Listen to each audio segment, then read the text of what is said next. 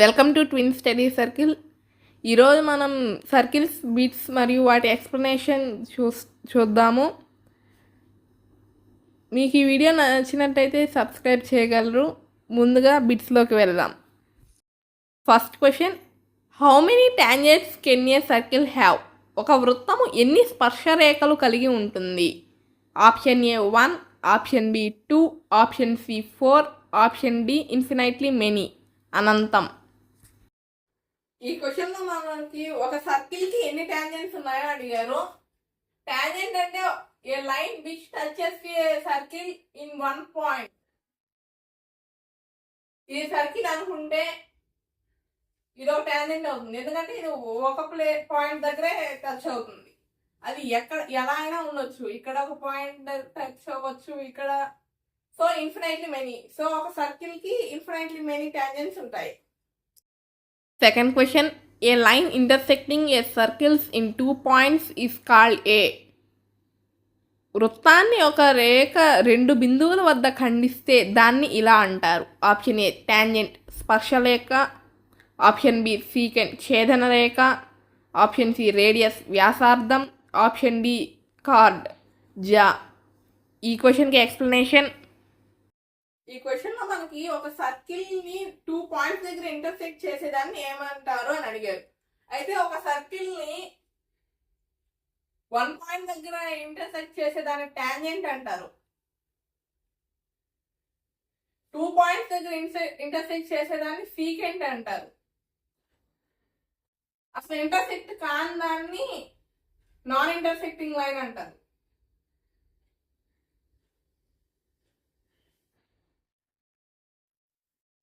ఈ క్వశ్చన్లో మనకి 2 points దగ్గర టచ్ అయ్యేదాన్ని ఏమంటారు అని అడిగాడు. So answer is secant. Third question, how many parallel tangents a circle can have at the most? ఒక వృత్తం గరిష్టంగా ఎన్ని సమాంతర స్పర్శరేఖలను కలిగి ఉంటుంది? Option A 0, option B 1, option C 2, option D 4. ఈ క్వశ్చన్కి ఎక్స్ప్లెనేషన్. ఈ క్వశ్చన్లో మనకి ఒక సర్కిల్లో most of the parallel tangents ఎన్ని ఉంటాయి అని అడిగారు. అయితే ఫస్ట్ మనం ఒక సర్కిల్ తీసుకుంటే, ఇది సర్కిల్ అనుకుంటే ఈ టాంజెంట్కి కేవలం ఈ టాంజెంట్ మాత్రమే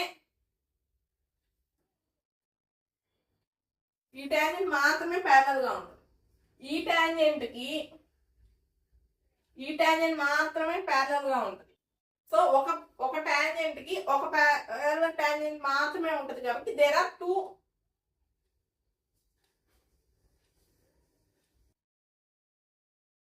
tangents.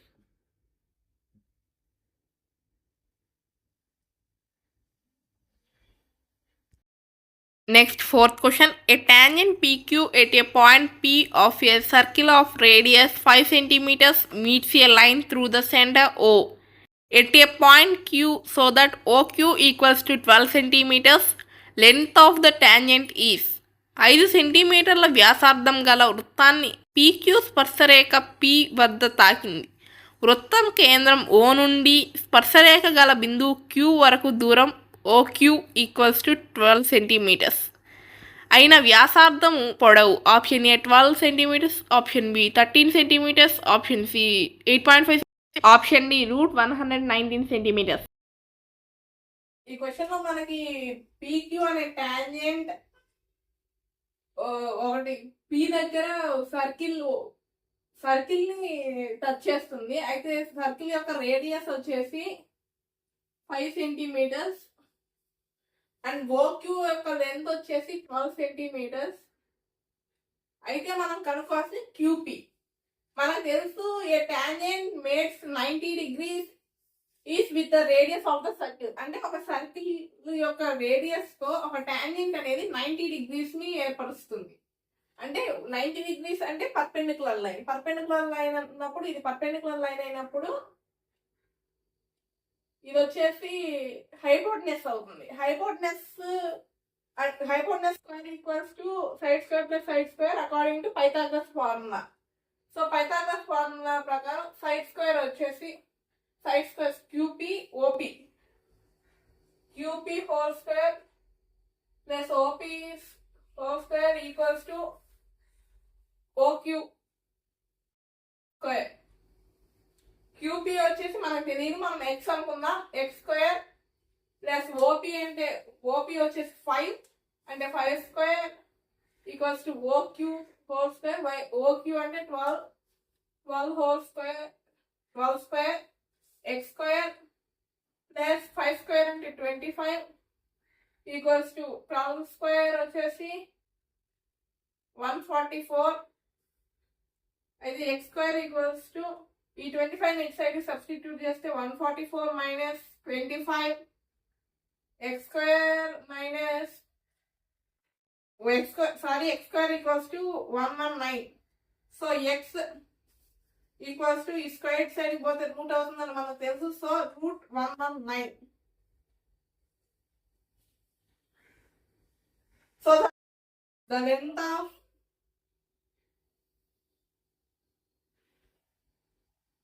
PQ is root 119 centimeters. Fifth question, from a point Q, the length of the tangent to a circle is 24 centimeters and the distance of Q from the center is 25 centimeters. The radius of the circle is. Q అనే బిందువు నుండి వృత్తం మీదకు గీయబడిన స్పర్శరేఖ పొడవు 24 centimetres మరియు వృత్త కేంద్రం నుండి Q బిందువుకు గల దూరం 25 సెంటీమీటర్లు అయిన వృత్త వ్యాసార్థం. Option A 7 centimetres, option B 12 centimetres, option C 15 centimetres, option D 24.5 centimetres. ఈ క్వశ్చన్కి ఎక్స్ప్లెనేషన్. ఈ క్వశ్చన్లో మనకి పీక్యూ యొక్క లెంత్ వచ్చేసి 24 సెంటీమీటర్స్ అని, ఆ తర్వాత సెంటర్ మనం ఓ అనుకుంటే సెంటర్ నుంచి క్యూ పాయింట్కి డిస్టెన్స్ లెంత్ 25 సెంటీమీటర్స్ అని ఇచ్చారు. అయితే రేడియస్ యొక్క లెంత్ అడిగారు. రేడియస్ మనం పీకి జాయిన్ చేసుకుందాం, అంటే పీ సైడ్ తీసుకున్నాం రేడియస్. అయితే మనకు తెలుసు ఇక్కడ ఇది ప్యారలల్, ఇది పర్పెండిక్యులర్. ఇది పర్పెండిక్యులర్ అయినప్పుడు ఇది హైపోటెనస్ అవుతుంది. According to Pythagoras theorem OQ square plus OQ square equals to PQ square plus OP square. OQ square వచ్చేసి 25 square equals to PQ 24 square plus OP square అంటే తెలీదు, మనం ఓపీ ఎక్స్ అనుకుంటే OP square X square అవుతుంది. 25 square 625 and 24 square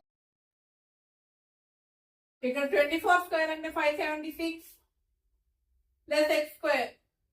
ఈ 576 ఇటు side వస్తే minus 576 equals to X square. 625 minus 576 equals to 49 equals to X square. Square ఇటు side వస్తే రూట్ అని మనకు తెలుసు. Root 49 equals to X. Root 49 అంటే 7 స్క్వేర్ రూట్ కి స్క్వేర్ క్యాన్సిల్ అవుతుంది. 7 equals to X. So OP equals to x. The length of the radius length is x that equals to 7 centimeters. Sixth question, if tangents PA and PB from a point P to a circle O are inclined to each other at angle of 80 degrees, then the angle POA is equals to.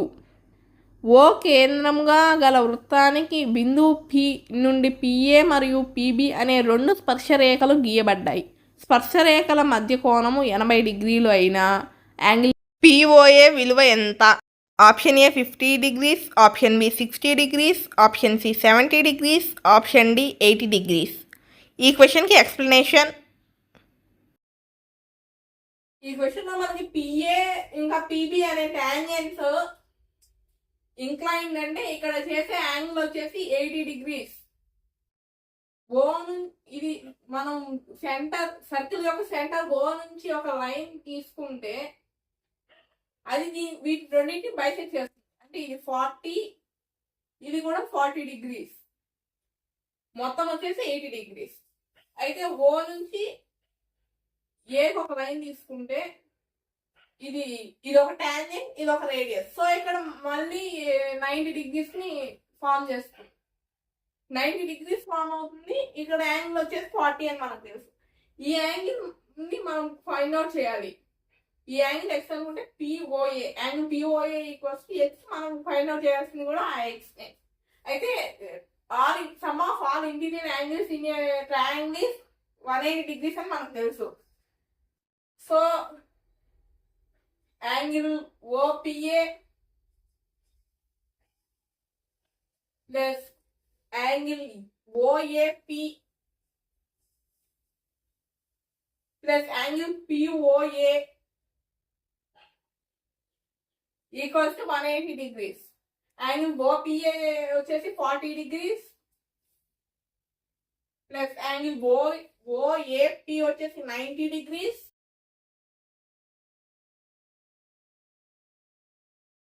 ఇంకా POA అంటే మనకి X అనుకున్నాం equals to 80 degrees. 40 degrees plus 90 degrees 130 degrees plus X equals to 180 degrees. ఈ 130 ఇటు సైడ్కి వస్తే X equals to 180 degrees minus 130 degrees. X equals to 50 degrees. So angle POA equals to 50 degrees. 7th question. Two concentric circles are of radii 5 centimeters and 3 centimeters. Find the length of a chord of the larger circle which touches the smaller circle. 5 సెంటీమీటర్లు మరియు 3 సెంటీమీటర్ల వ్యాసార్థముతో 2 ఏకకేంద్ర వృత్తాలు గీయబడ్డాయి. చిన్న వృత్తాన్ని స్పర్శించే పెద్ద వృత్తం యొక్క జ్యా పొడవును కనుగొనండి. Option A 2 centimeters, option B 8 centimeters, option C 10 centimeters, option D 15 centimeters. ఈ క్వశ్చన్కి ఎక్స్ప్లెనేషన్. ఈ క్వశ్చన్లో మనకి 2 కాన్సెంట్రిక్ సర్కిల్స్ యొక్క రేడియస్ 5 centimeters, 3 centimeters అని ఇచ్చారు. అయితే ఒక కార్డ్, ఆ కార్డ్ లెంత్ అంటే స్మాలర్ సర్కిల్ కి టాంజెంట్ మరియు లార్జర్ సర్కిల్ కి కార్డ్ అయ్యే ఈ లైన్ యొక్క లెంత్ అడిగారు. అయితే లైన్ యొక్క లెంత్ కనుక్కోవాలంటే ఇక్కడ నుంచి ఇంకో రేడియస్ మనం తీసుకుంటే ఇది కూడా 5 centimeters. ఇది పర్పెండిక్యులర్ గా బైసెక్ట్ చేస్తుంది. ఎందుకంటే ఇది రేడియస్ నుంచి గీసిన లైన్. అంటే ఇక్కడ నుంచి ఇక్కడికి, ఇక్కడ నుంచి ఇక్కడికి ఒకటే లెంత్ ఉంటుంది. ఇక్కడ ఇది ఒక టాంజెంట్, ఇది స్మాల్ సర్కిల్ కి ఒక టాంజెంట్ ఇక్కడ 90 degrees ఫామ్ చేస్తుంది. ఇది ఎక్స్ అనుకున్నప్పుడు ఇది కూడా ఎక్సే అవుతుంది అని ఇప్పుడు మనం చెప్పుకున్నాం. అయితే రైట్ యాంగిల్ పైథాగరస్ ఫార్ములా ప్రకారం మనం ఇప్పుడు ఇక్కడ మనం ఏ అని, ఇక్కడ బి అని, ఇక్కడ ఎం అని పాయింట్స్ ప్లేస్ చేసుకున్నాం. అయితే ఇప్పుడు పైథాగరస్ ఫార్ములా ప్రకారం మనం ఎక్స్ ని ఫైండ్ అవుట్ చేయొచ్చు. అంటే Pythagoras formula equals to hypotenuse square equals to side sum of side squares. అంటే హైపోటెనస్ ఏడి స్క్వేర్